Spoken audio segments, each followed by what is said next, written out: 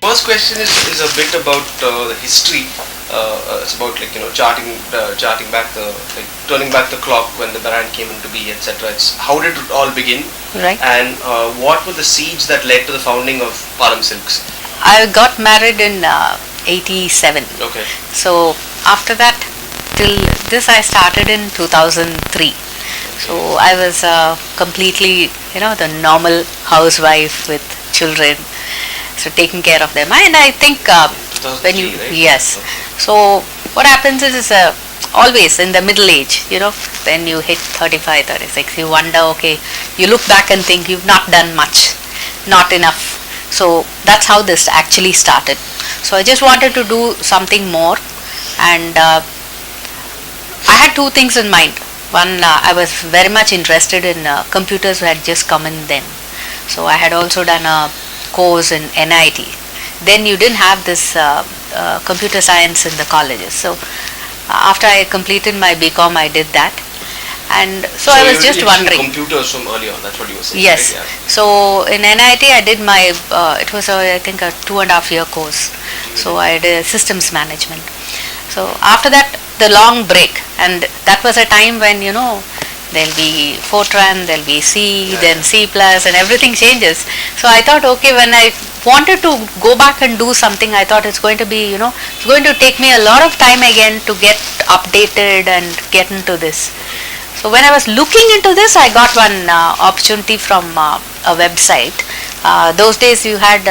So you were looking to work in computers. In computers. So it so happened just a friend of mine. He just came and asked me if I would be able to supply to the online stores. There were two, Chennai Bazaar and eShakti. There were two sites. Okay. So and supply, what sense? You're not in the sideline at that time. I wasn't, because so that's what I asked. So what do you want me to do actually? To work for the website, he said. Yes, no, to be one of the to supply the Pattu sarees. Okay. So I was like, okay, I got married into the Kumaran family. So I said, there's Nalli, there's Kumaran. Why would you want me to do that? He said, look here, you're looking for something. I know you want to do something. So why not do this? And that's how it actually started.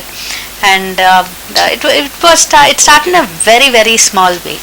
That is how I came into retail. In fact, even at that point of time, I thought I cannot come into retail because there's no reason for me to come into it. What do I do there? And only then, when the friends start dropping by to check out, anyone with sarees, people will drop by to see.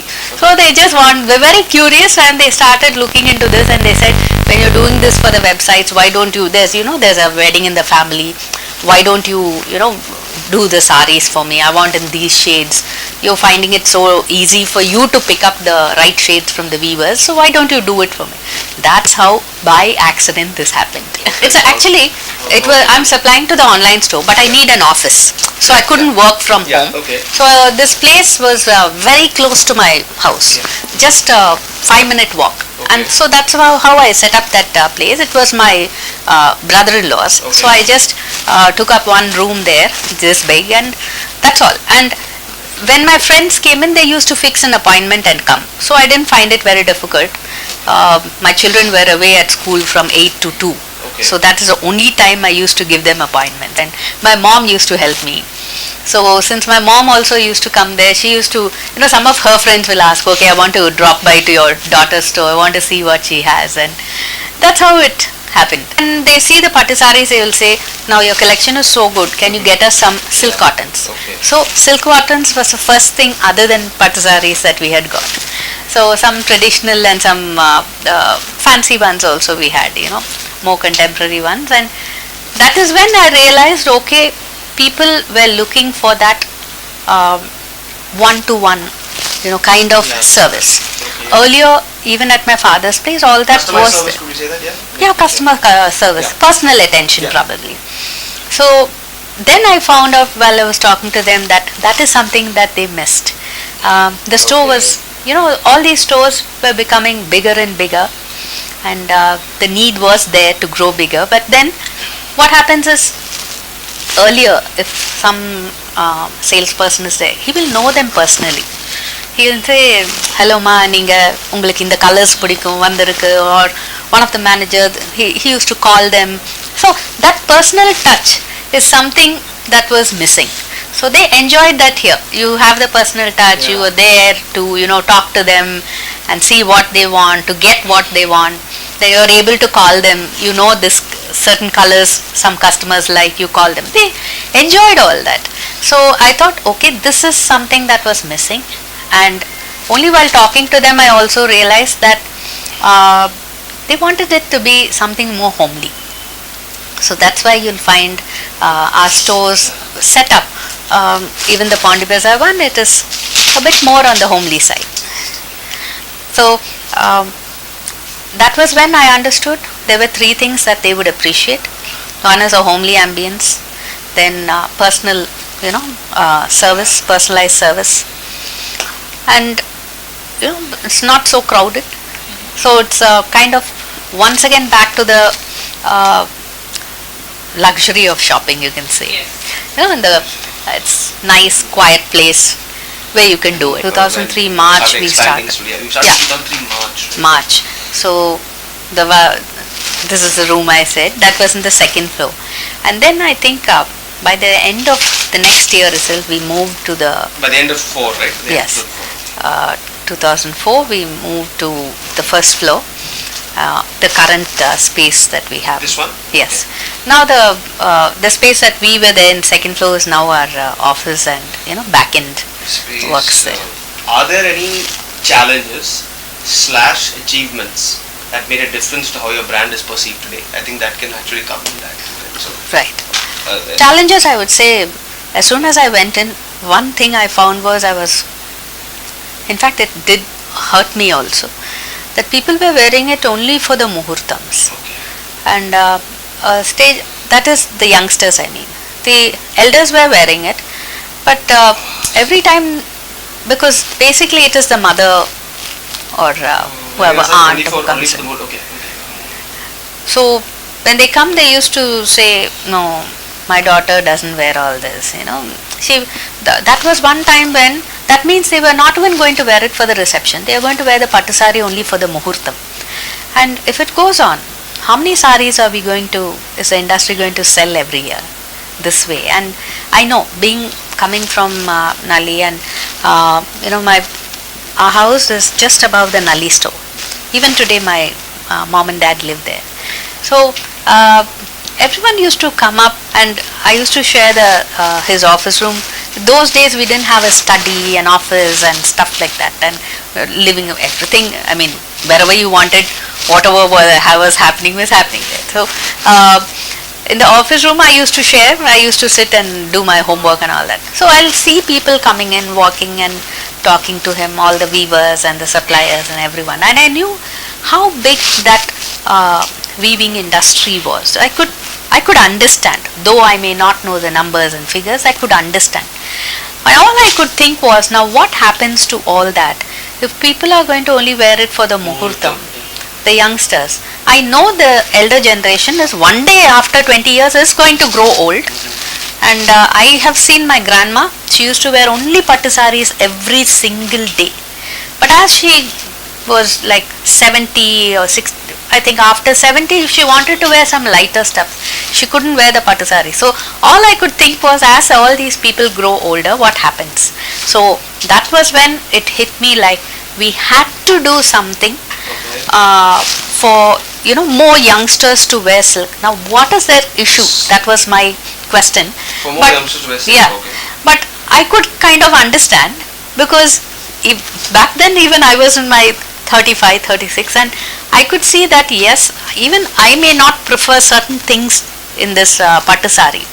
So I could easily understand what are the things that people may not like, but still I had to hear it from them. So when she comes with her mother to pick the sari, I will ask her, why you are not picking any sari? She'll say, no, it's very heavy.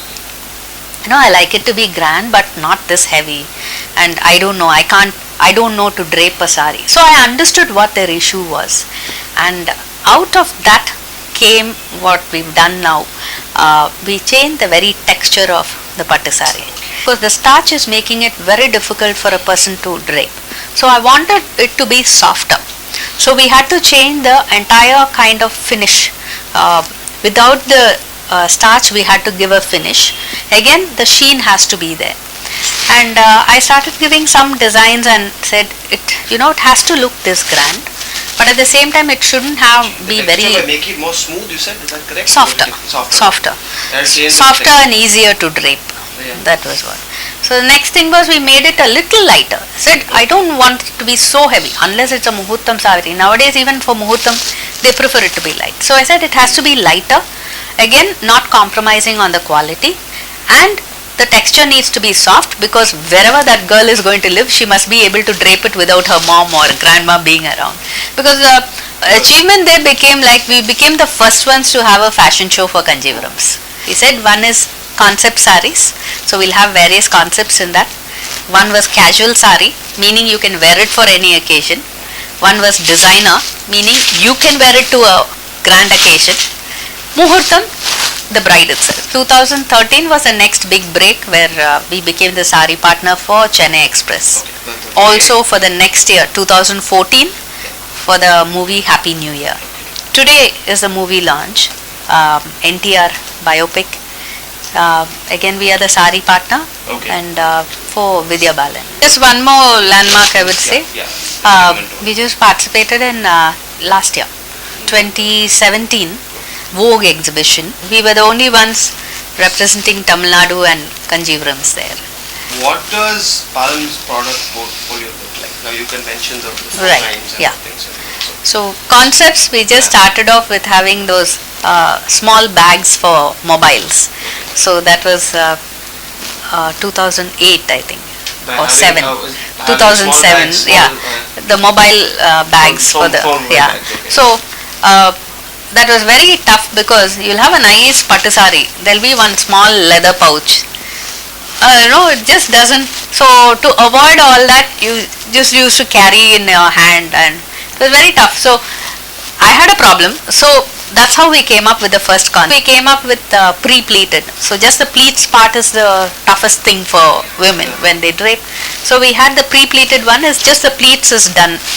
It's all stitched up and sewn for you, so you can quickly wear it. So we called it the 1 minute saree. Golusu pattu we had. That was a bit traditional. We had those, those little bells that you have in your golusu. We had it so woven into the sarees. So the customer also needs to be very clear. There are certain sarees, pattu saree means you can wear it anytime. We have it for everything.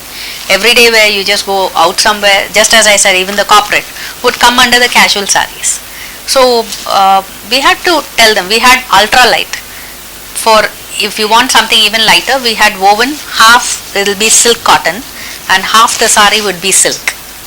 So I thought if you're feeling you think it's not suitable for summer, we have that in silk, half silk cotton and half silk was. For whom are your sarees designed? Who are the customers who build Palam's loyal base? Yes. Is there a particular Palam is basically, we always target the younger generation. Say from 23 to 35, we target that. Being a leading name in this space, how have you managed to set yourself apart from your competition in order to stay ahead? Do you consider competition to be a challenge at all? First things first. It's a question about staying relevant and staying ahead, setting yourself apart. Right. Do you consider competition to be a challenge? First is the challenge. Yes, coming from associated with two big families, it becomes a really big challenge for you to keep up to the level of expectation that people have, and I need to be very cautious that I don't do something to really mar the name that my dad has got, or I have to be very cautious. There are people who will come and tell me, sometimes they'll ask you for a discount or some exchange, and you'll see that it's been stained, or the fold is different. So even that still they whatever it is, they'll treat you like so you don't like to hear that. You don't want him to hear something. So that is I don't know, I think it's a strange thing that can happen only in such occasions. So that is always there. That's always in the back of my mind. I think that's what has also helped me to have that kind of a benchmark. This is the benchmark that I need to standard. I cannot do anything below that, and that's what has helped. I think Palam has come so far because we had no choice but to have that kind of a benchmark or this is what the goal that we need to set. There can be only two things. If I've done something this year, I have to better myself next year. Competition causes a lot of stress. Okay. And in this field, I feel when it's all about creativity, if you're going to be stressed out, you cannot deliver. How does it feel to represent your community so well? And please give us some insight into what this means for the people you get behind.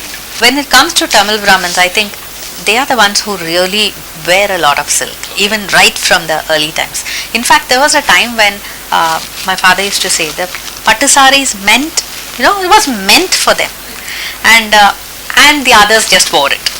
Others also wore it. That's how that fabric was related. Maybe because Pattu still has that connect when it comes to religious things. A temple, you take a temple, they'll say Pattu Pavada Satram, Pattu Sayala Satram. So that's the kind of things. And I think the community served as the brand ambassadors for silk earlier on. Now of course everyone wears, but I think they wore more of silk. Maybe even take the music season.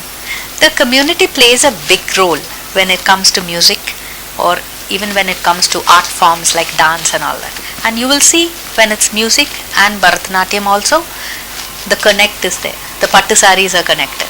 And who is used to be the audience earlier also, it was the same community. And maybe that's why a lot of people wear silk there.